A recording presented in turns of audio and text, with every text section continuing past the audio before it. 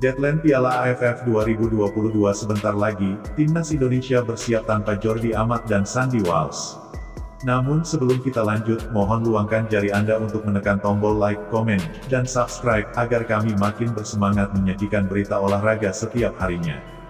Jordi Amat dan Sandy Walsh belum mengantongi status WNI menjelang deadline Piala AFF 2022, Sintayong harus menyiapkan rencana cadangan. Publik tanah air tampak harus menunda keinginan melihat dua pemain naturalisasi mengenakan seragam Timnas Indonesia.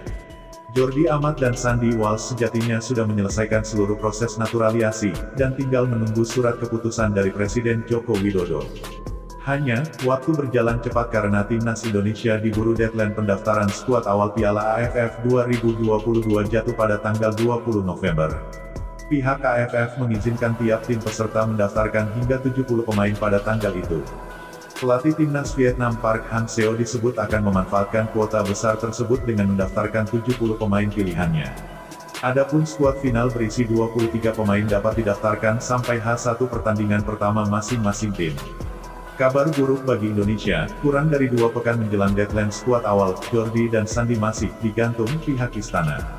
Ia saat ini masih menunggu kepres untuk Jordi dan Sandy, ujar perwakilan PSSI Hamdan Hamedan 7 November 2022.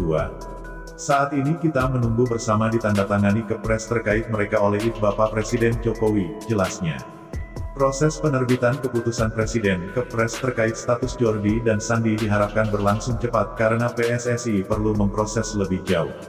PSSI perlu mendaftarkan perpindahan asosiasi Jordi dan Sandy kepada FIFA, agar keduanya bisa membela Timnas Indonesia.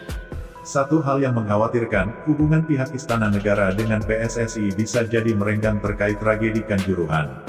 Presiden Joko Widodo membentuk tim gabungan independen pencari fakta TGIPF, dengan hasil investigasi yang menyudutkan PSSI.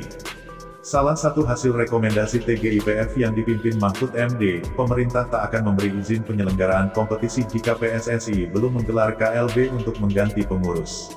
Saat ini, Muhammad Iryawan masih bercokol sebagai Ketua Umum PSSI dan KLB baru digelar pada Maret tahun 2023. Dalam kondisi diombang-ambingkan pergolakan politik di atas, Sintayong tampak harus realistis tak bisa menggunakan Jordi dan Sandy di Piala AFF 2022. Toh, Indonesia masih mempunyai banyak pilihan di posisi Jordi, seperti Rizky Ridho dan Fahrudin Arianto, atau di posisi Sandy, seperti Asnawi Mangkualam dan Yaakob Sayuri.